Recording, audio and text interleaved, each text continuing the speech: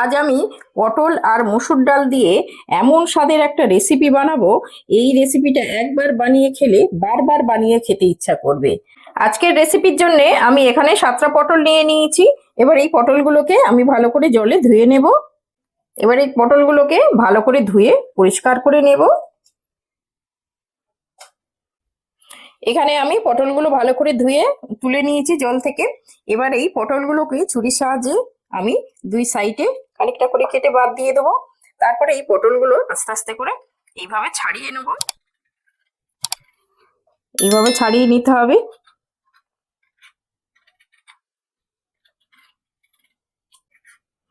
পটলটা আমি সুন্দরভাবে ছাড়িয়ে নিয়েছি এরকম করে। এবার পটলের এই দুই সাইডে একটু খানিকটা করে চিড়ে নেব। এই চিড়ে নিলে কি হবে, এইভাবে চিড়ে নিলে এর মধ্যে সব মশলা লবণ টবণ গুলো যাবে আর পটলটা খেতেও খুব ভালো লাগবে। তাহলে আমি এইভাবে সব পটলগুলোকে কেটে পরিষ্কার করে নেব।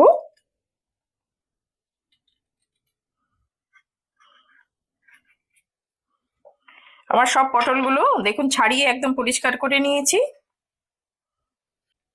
এখানে আমি 100 গ্রাম মসুর ডাল দিয়ে নিয়েছি। আপনারা আপনাদের প্রয়োজন মতো কম বেশি করে নিতে পারেন।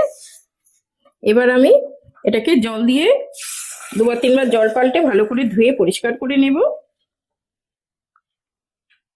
গ্যাসের উপরে আমি একটা কড়া বসিয়ে দিয়েছি, কড়াটা গরম হয়ে গেছে। এবার আমি এতে 1 টেবিল চামচ মতো সর্ষের তেল দিয়ে দিচ্ছি। এই রান্নাটা আমি পুরোটাই সর্ষের তেলেই করব। তেলটা আমার গরম হয়ে গেছে, আমি তেলের মধ্যে সামান্য হলুদ গুঁড়ো দিয়ে দিচ্ছি। তেলটা আমি কড়ার চারদিকে একটু ছড়িয়ে দেব। এবার আমি পটলগুলো দিয়ে দেব। একটু পটলের মধ্যে আমি একটু লবণ ছড়িয়ে দিচ্ছি। লবণ ছড়িয়ে দিলে কি হবে, এই পটলের মধ্যে লবণটা চলে যাবে আর পটলটা সিদ্ধও হয়ে যাবে। তো একটু লবণ দিয়ে দিলাম, দিয়ে এইভাবে নেড়ে চেড়ে আমি একটু লাল লাল করে ভেজে নেব। পটলটা খুব ভালো করে ভেজে নিলে এই রান্নার স্বাদটা খুব বাড়ে। তো আপনারাও চেষ্টা করবেন পটলটা খুব সুন্দর করে একটু লাল লাল করে ভেজে নেওয়া। আজকে রান্না বাংলা ব্লগ চ্যানেলে আমি যে রেসিপিটা দেখাতে চলেছি, এই রেসিপিটা যদি আপনাদের ভালো লেগে থাকে তাহলে একবার সাবস্ক্রাইব করে পাশে থাকবেন। তাহলে আমি নতুন নতুন রেসিপি বানানোর উৎসাহ পাবো। পটলগুলো আমার ভাজা হয়ে গেছে, এই দেখুন এরকম লাল লাল করে ভেজে নিয়েছি। এবার আমি তুলে নিচ্ছি সবগুলোকে। এইভাবে একটু তেল ঝরিয়ে সবগুলোকে তুলে দিলাম। এই তেলের মধ্যে আমি আর একটু অল্প তেল দিয়ে দিলাম 1 চামচ মতো। এখানে একটু ফোড়ন দেব।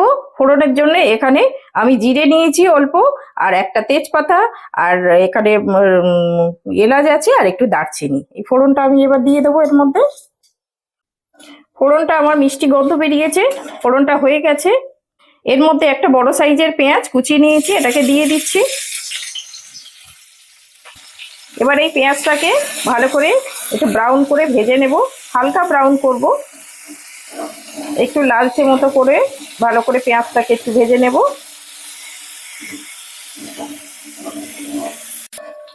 পেঁয়াজটা আমার ব্রাউন হয়ে গেছে, আমি এর বেশি আর ভাজবো না। এবার আমি এর মধ্যে একটু কাঁচা লঙ্কা একটা, আর আদা আর রসুন এটা একটু পেস্ট করেছিলাম দিয়ে দিলাম।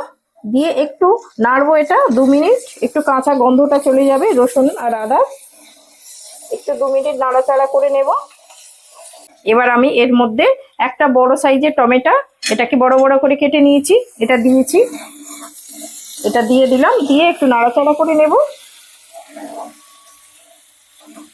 এবার একটু হলুদ গুঁড়ো দিয়ে দিচ্ছি 1/2 চামচ, জিরে গুঁড়ো দিয়ে দিচ্ছি 1/2 চামচ, ধনে গুঁড়ো দিয়ে দিচ্ছি 1/2 চামচ, এখানে 1/2 চামচ লঙ্কার গুঁড়ো দিয়ে দিচ্ছি। আপনারা আপনাদের ঝাল বুঝে দেবেন, যে যেমন ঝাল খেতে পছন্দ করেন।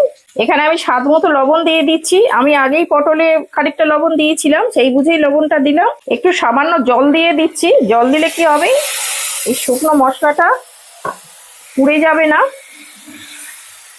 যেহেতু শুকনো মশলা দেয়া আছে সেই জন্য একটু জল দিয়ে দিলাম, দিয়ে এটা একটুখানি ভালো করে কষিয়ে নেব।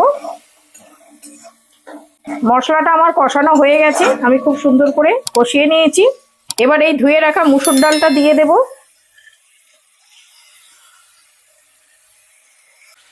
এটা ভালো করে এই মশলার সঙ্গে মসুর ডালটা ভালো করে মিশিয়ে নেব।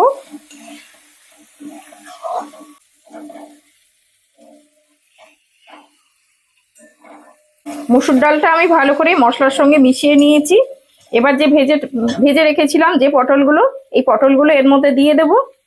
দিয়ে এটাও 2 মিনিট মতো ভালো করে কষিয়ে নেব। পটল আর মসুর ডাল সব মশলা টশলা এটা 2 মিনিট কষিয়ে নেব। এটা আমি 2 মিনিট মতো কষিয়ে নিয়েছি ডাল আর পটলটাকে। এবার আমি পরিমাণ মতো জল দিয়ে দেব।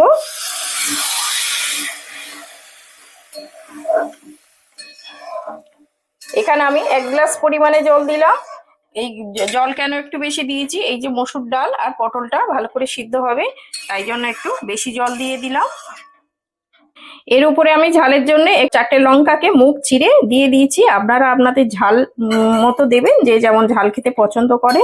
আর এবারে আমি এই গ্যাসটাকে একটু লো টু মিডিয়ামে রেখে এটা 10-12 মিনিট ফুটিয়ে নেব, যতক্ষণ এই ডালটা না সিদ্ধ হবে। তো এইভাবে আমি আর মাঝখানে একটু করে নেড়ে দেব। আপনারাও চেষ্টা করবেন একটু মাঝখানে নেড়ে দেওয়া, ডালটা যাতে না কড়াতে বসে যায়। তাহলে আমি ঢাকা দিয়ে দিলাম, দিয়ে একটু কম আছে এটাকে সিদ্ধ করব। এটা আমি 10-12 মিনিট মতো ফুটিয়ে নিয়েছি। দেখুন কত সুন্দর হয়েছে। আর এটা একদম লো টু মিডিয়ামে এটাকে করে নিলে ডালটাও খুব তাড়াতাড়ি সিদ্ধ হয়ে যায়। আমার রান্নাটা হয়ে গেছে। এবার আমি উপর থেকে একটুখানি ভাজা জিরের গুঁড়ো একটু ছড়িয়ে দিচ্ছি। আপনারাও চেষ্টা করবেন একটু ভাজা জিরে গুঁড়ো দিতে। ভাজা জিরের গুঁড়ো দিলে কি হয়, ফ্লেভারটা খুব সুন্দর বেরোয়। একটু নাড়িয়ে দিচ্ছি মশলাটা।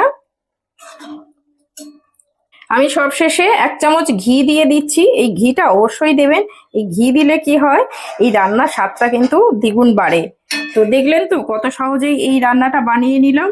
আর এই পটল আর মসুর ডাল দিয়ে যে এত সুন্দর একটা রেসিপি হয়, এটা আপনারা না বানিয়ে খেলে বুঝতে পারবেন না।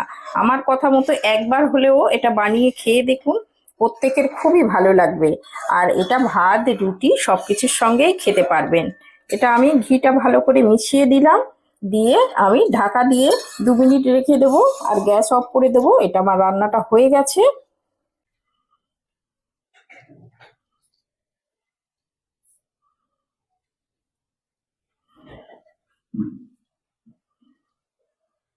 আজকে কি বানিয়েছো? আজকে আজকে দেখো না, এই পটল আর ডাল দিয়ে রান্না করেছি। খেয়ে দেখো তো কেমন হয়েছে। পটল আজকের একটা নতুন রান্না। আচ্ছা, পটল ডাল দিয়ে করেছো? হ্যাঁ, এবার দেখতে তো খুব সুন্দর হয়েছে। খেয়ে দেখো কেমন স্বাদ হয়েছে।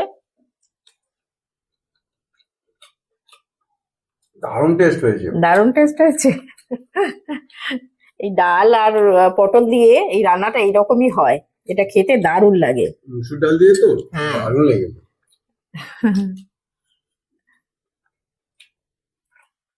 দারুণ লেগেছে। সত্যি দারুণ টেস্ট হয়েছে। এই রান্নাটা এরকমই হয়, তো খেতে দারুণ লাগে। দারুণ।